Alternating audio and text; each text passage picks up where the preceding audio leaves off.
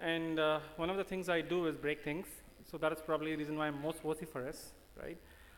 So on this particular data protection thing, I have 3 basic minimum points to make about why is probably something that is not going to work, because the panel said it's supposed to work. The first and foremost thing that you need to understand about data is that the notion of ownership on data does not exist, right? So in the cybersecurity world, we only talk about control of data or non-control of data, but never about ownership of data. I mean, I understand ownership as a construct and a concept, but it doesn't really work on cyber. That is something that I want you to think about. The next important point I want to make is, what really is control? So control for us is a very specific definition. It just merely says that you can use it the way in which you want, but not some other person wants. So if someone basically steals your PIN code and a passcode and use it on a website, it is called as you don't have control of that particular secret that you use, right? So if you're talking about data control, control and non-control, there are only 2 ways in which you have complete and total control about data. So one is you never give the data out to someone, so safekeeping does not even arise. The second thing is you give your data to someone, but you own the encryption key. So one of my biggest problems in the Data Protection Act is that it has like 75 pages, 60 pages, whatever it is. You just do a Control F and try to search for encryption, you will just find it just once, right?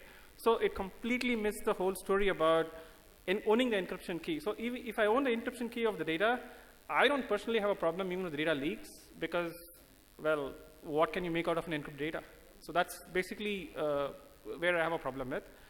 The last problem I particularly point out because of my research on Aadhaar is, how do I even prove to someone that your data breached? So one of the things that we normally do is we call up people and say, hey, there is a leak here, there's a vulnerability here, you do something about it. And what they do is they fix the problem and they come back and tell the data leak never happened, right?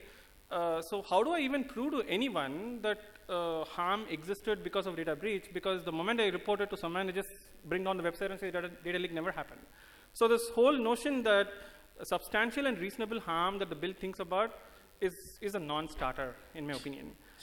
Because and the other interesting question is, forget about others, but how do I go to the court and say that a data breach really happened? Because court works on based on an evidence act, and I don't even know how to prove to the court a data breach really happened when people just shut down the websites. So that's another problem.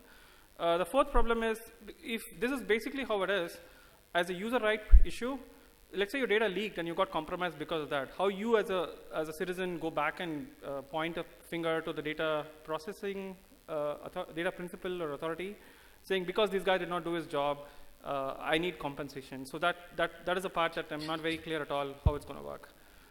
So given these aspects, one of the things that we keep coming across is there is a famous YouTube video called How Johnny Does Not Know He Is Compromised. I mean, if you have time, you go look at it. It just basically tells you about the problem in cyber about control. So one of the basic tenets in cyber is that you can never be sure who has control of data, of your data. I mean, who has control of your data is a problem that is theoretically impossible for us to even solve. So forget about practically. So the only 2 options that you have is about encryption and not giving the data. And the Data Protection Act does not even talk about it, right? The third thing that it misses out is the problem about government.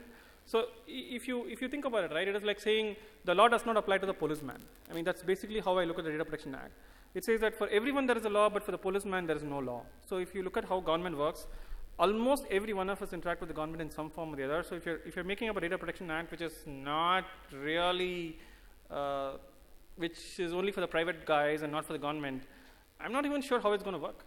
I mean, those are the basic concerns that, you leave aside the legal part, which I don't really understand, because lawyers argue a lot on the technology angles, fine pick and points. But purely from a technology point of view, I have a lot of issues in the way this law is designed, because I'm not going to be even sure how this is going to work.